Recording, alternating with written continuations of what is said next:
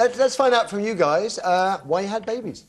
First, we have Jane on line 3. Morning, Jane. Good morning. Go on then. Why? Why did you have a baby? I didn't. Oh, you didn't? No, I was going out with a wealthy, successful lawyer in the States before I moved here, and all of their trophy wives from all different nationalities, they all look like models.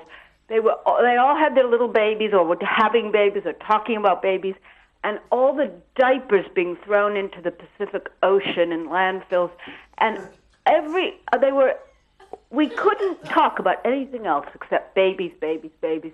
And I was getting so sick of the whole thing and just thinking about the population boom. And I thought, well, maybe I should do my bit for society since I really didn't want one all that badly. I mean, I'm sure if I had one, I would say, oh, I'm so happy I've had it and all this. But it wasn't a burning lack in my life at all. You're saying, Jane, that you didn't have a baby because all your partner's friends had, and that turned you off?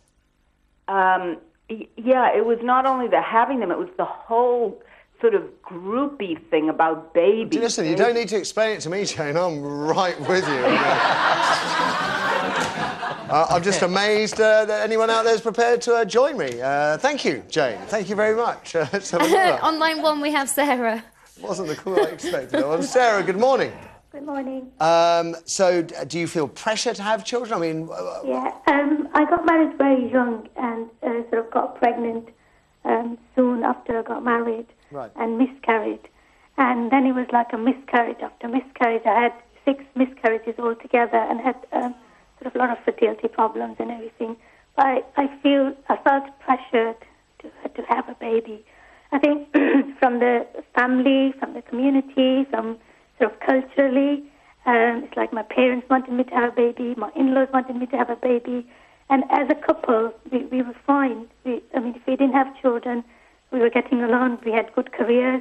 But my life, all my life, I think it's about, since 18 years now, has revolved around children and babies. And I've got one child now, he's 4.5, and I'm on maternity leave again. So once I've had my child, everybody was like, wow, and I had postnatal depression, everything. Then the next question, just one child, you need to have another one. And I mean, we didn't plan, and it happened because I had so much pressure from everyone that is unbelievable. We started to, I mean, I love children, and the best thing ever happened to me, I think, as a woman, going through pregnancy and labor is fantastic. And I think, and when I went through it, I'm glad I did. But the initial pressure, I think I would have been much more successful if my life didn't revolve around children and babies. And I work with a sort of a client group, community, parents. You know, every time I was at work, they were thinking that maybe I want to earn my money, that's why I didn't want to have children. But it sounds like it would have been very hard if everybody around you is having a go, because I could feel the pressure coming through the phone. And it's very interesting you said exactly the same things Tracy Ann was saying about the pressure doesn't end after one, which is what I had rashly assumed. I've made a note about that. Thank you, Sarah. Let's have another. OK, we have Ellie next on line 2. Ellie, good morning. Hello. Were you always into having babies? No, not for years. So I what was completely happened? indifferent for several years. And then I just started to get a bit curious, I suppose. Why? What triggered that? I don't know. I just chatting to friends that had children, and they said that it kind of unlocked something in them that They always say that, Ellie. They always say it. Oh, you wouldn't know. Come and join our club. Come and throw away the next 18 years of your life. Give away all your money. Get stretch marks and extra stitches. Yeah, come and join our elitist band. And you fell for it, did you, Ellie? I did. I fell for it. And what's life like now on the other side of the park? Any good? It's great. Yeah, but you would say that, wouldn't you? We spend a lot of time in the park, actually. Go on. You see, the women feel like you did. I was exactly like you. That's what's so interesting. I'd like to make a public apology to friends who had babies, and I always used to, as soon as somebody was pregnant, I was like, oh, well, good luck, dear, you know, and sort of walk off. I was so disinterested.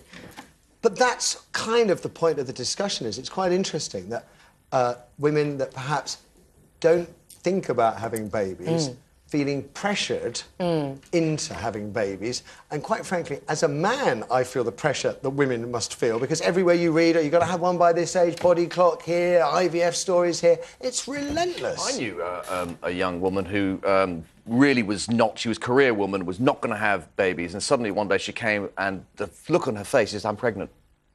Absolutely rigid with fear. And she decided to up her gym attendance to sort of 5 times a week, you know. And I kept saying to her, that is one area, you're not going to work that off. You know, that's going to stay with you for a good few months yet. Did she adapt? I mean, did she? She became, in recent years, one of the best types of mother I've ever sort of seen. So there is this process. Adapt, yeah. There is this process. It's not. I guess what I'm trying to do is explode the myth that all women, or the vast majority of women, can't wait to have children. But very early on in my career, my very first job, I worked with a lot of women who had been very career-focused and had not had children and had regretted it bitterly because had got into their 50s. I'm very wary, you've got to be very careful with this as well, because... No, many don't. Because some don't. No, many don't. I'm just saying, many don't. I've got a friend who pretends to have fertility issues because she can't bear the pressure of being told that she ought to have children. So she just, rather than saying, I don't want any, she says, I can't. But I had worked with a couple of women who hadn't had children and had bitterly regretted it, because no career loves you back in your 50s when you're in whatever you do as a woman, and I think they did regret it. And I remember really looking at that thinking, I may not want them now, but I don't want to get to the point where I wasn't able to. And maybe that's how a lot of women feel, which is, I don't love the idea, but I don't want to be told that I can't have it. And sometimes you've got to suck it and see, as it were. You might find that's not the best way to have a baby. Yes. Thanks for the call, Ellie. Well, we'll have one more before the break. We have Atty here on line 5. You're right. Yes, Atty, morning. Hello. Why did you have a baby? It felt natural for us because we've been together for 11 years and we were married for 7 of those years. It just felt quite natural that we just wanted to try to extend our family. And plus we weren't getting any younger as well. There's that awareness that, you can't just put it off forever. So that's, when you say you just felt ready... Yeah, no, definitely. I think for me, I had to feel ready because obviously, I think as Tracy said, I was quite career-focused as well because I worked in the media as well. So I realised I was hitting my 30s and we really wanted to make sure, we had a little family. My husband wanted the same thing. So it was kind of like a joint decision. Okay. But wanted to make sure we were financially secure. So we were ready for it because it just Chris changes will be your pleased world. to hear that. And once you have a child, it just changes your relationship. So we had to make sure we were quite strong as well. OK, Atia, thank you for that. Now, someone's just passed me an email from Charlotte in Birmingham. I've got my contact lenses in back to front. This is going to be difficult. I'm 27. I'm 27, and at 16, instead of choosing boys behind the bike shed, I chose my A-levels. So unlike half of my class from school, I have a job rather than 5 kids in a council house. I have absolutely no desire to have children. Kids are creepy, from draining the nutrients from their mother's bloodstream before they're born to continuing their parasitic nature when born, draining time, money, and in some cases, common sense from their parents. I'm gonna frame it, Charlotte. That'll all change when she actually has one.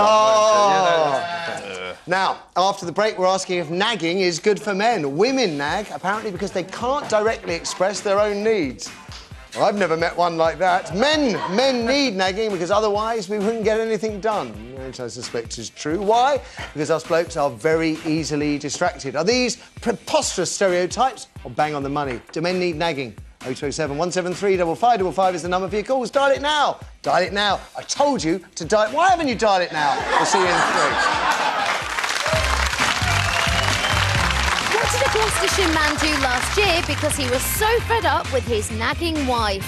Cheat on her, divorce her, or put her up for sale? Find out after the break.